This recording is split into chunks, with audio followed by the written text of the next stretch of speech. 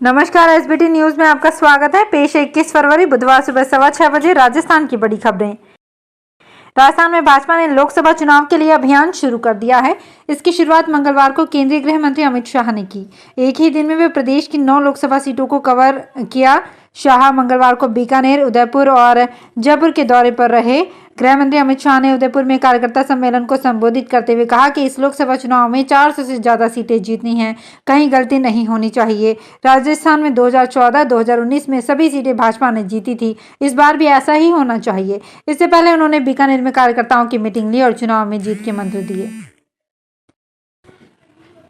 राजस्थान में ग्राम पंचायत के स्वामित्व वाली आबादी एवं खातेदारी भूमि पर हो रहे अतिक्रमण को लेकर राज्य सरकार अब एक्शन मोड में है। आबादी भूमि, तालाब एवं चारागाह भूमि से अतिक्रमण हटाने में आदेशों की अवहेलना करने पर संबंधित ग्राम पंचायत के सरपंच और ग्राम विकास अधिकारी के विरुद्ध अनुशासनात्मक कार्यवाही की जाएगी। इस प्रकार की भूमियों को अतिक्रमण मुक्त करने के लिए ग्रामीण विकास एवं पंचायती राज विभाग के शासन सचिव एवं आयुक्त ने आदेश जारी कर कार्यवाही करने के निर्देश दिए हैं। राजस्थान के पूर्व सीएम अशोक गहलोत के पूर्व ओएसडी लोकेश शर्मा एक बार फिर से चर्चा में हैं। इस बार उनकी चर्चा की वजह बनी है उनकी बेबाक प्रतिक्रियाएं।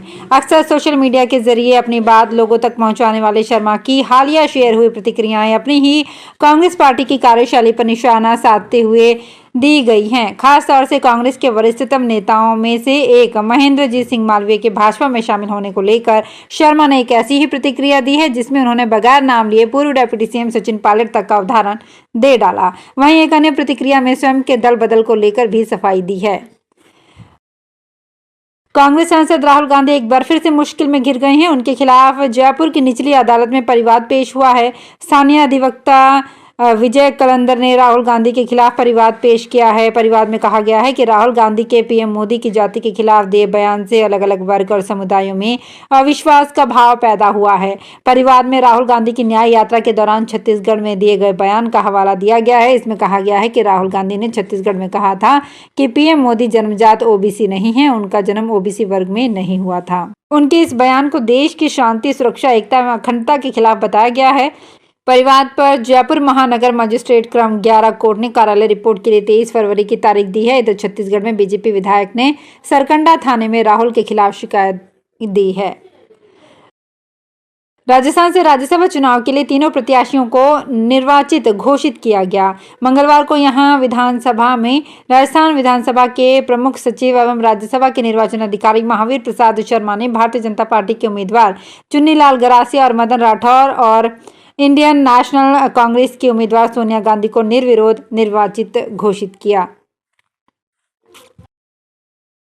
राजस्थान में भाजपा सरकार बनने के बाद पेपर लीक माफियाओं पर एक के बाद एक कार्रवाई जारी है। एसओजी ने अब जूनियर इंजीनियर पेपर लीक 2020 के मामले में मास्टरमाइंड पटवारी हर्षवर्धन कुमार मीणा समेत 4 को गिरफ्तार किया है। सभी सरकारी कर्मचारी हैं। हर्षवर्धन के साथ एसआई राजेंद्र कुमार यादव उर्फ राजू को नेपाल बॉर्डर से पकड़ा गया है।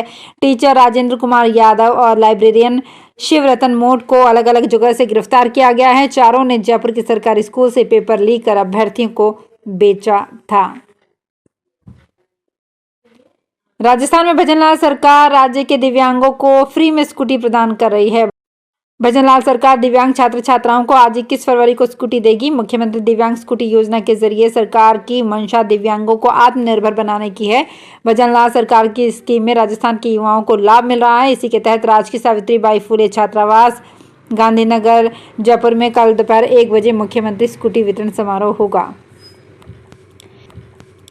राजस्थान के अलवर में गौ तस्करी और बीफ मंडी के खुलासे से हड़कंप मच गया है। इस बड़े खुलासे का असर और धमक दिल्ली तक पहुंच गई है। किशनगढ़ बास के ब्रिसंगपुर गांव में बीफ की खुलेआम मंडी चल रही थी। इस खबर के खुलासे के बाद राजस्थान की भजनलाल सरकार के एक्शन के बाद पूरा प्रशासन हरकत में है। इस इलाके में सालों से चल रही बीफ मंडी पर भजनलाल सरकार ने बड़ा एक्शन लिया है। राहुल गांधी की यात्रा का मंगलवार को 38वां दिन रहा और यूपी में यात्रा का 5वां दिन है। राहुल मानहानि मामले में सुल्तानपुर कोर्ट में पेश हुए, यहां से जमानत मिल गई है। इसके बाद राहुल अमेठी से सोनिया गांधी के संसदीय क्षेत्र रायबरेली पहुंचे। यहां राहुल ने कहा, अब रास्ता जाति जनगणना क्रांतिकारी का है। पहले पता लगाओ दलित, आदिवासी, पिछड़े कितने हैं और उनके हाथ में कितना धन है। जिस दिन आप लोगों को पता लग गया कि दलितों के हाथ में, पिछड़ों के हाथ में, आदिवासियों के हाथ में कुछ नहीं है, उस दिन आप लोग जाग जाएंगे। जो आपको करना है 2 मिनट में कर दोगे। इसलिए कांग्रेस पार्टी ने अपने मैनिफेस्टो में जाति जनगणना पहले नंबर पर लगा रखा है।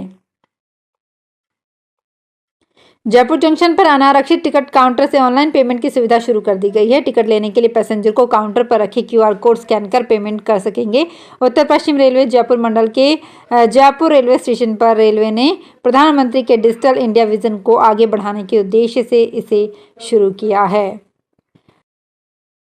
शंभू बॉर्डर पर धरना दे रहे पंजाब के किसान बुधवार को दिल्ली रवाना होंगे। यहां हरियाणा पुलिस के बैरिकेड्स तोड़ने के लिए किसान JCB और हाइड्रोलिक क्रेन जैसी हैवी मशीनरी लेकर पहुंच गए हैं। इसके अलावा बुलेट प्रूफ पोकलेन मशीन भी लाई गई है। इनको इस तरह से डिजाइन कराया गया है कि इन पर आंसू गैस के गोलों का भी असर नहीं होगा। किसानों ने ये फैसला केंद्र के साथ हुई मीटिंग के बाद लिया। केंद्र ने कपास, मक्का, मसूर, अरहर और उड़द यानी कि 5 फसलों पर MSP देने का प्रस्ताव दिया था। किसानों ने यह प्रस्ताव खारिज कर दिया। बांसवाड़ा में शुद्ध आहार मिलावट पर वार अभियान को लेकर चिकित्सा विभाग ने मंगलवार को बड़ी कार्रवाई की है। शहर में न्यू बस स्टैंड, पुराना बस स्टैंड और रोडवेज बस स्टैंड परिसर में खाद्य पदार्थों को लेकर कार्रवाई की जा रही है। जिला कलेक्टर डॉक्टर इंद्रजीत यादव ने इस संबंध में सोमवार को ही चिकित्सा विभाग को कार्यवाही के लिए सख्त निर्देश दिए थे। जैसलमेर जिले में निवास कर रहे अफगानिस्तान, बांग्लादेश और पाकिस्तान के अल्पसंख्यक समुदाय के सदस्यों को भारतीय नागरिकता दिए जाने की कार्यवाही के लिए 28 फरवरी को शिविर का आयोजन किया जाएगा। शिविर कलेक्ट्रेट सभागार में सुबह 10 बजे लगेगा।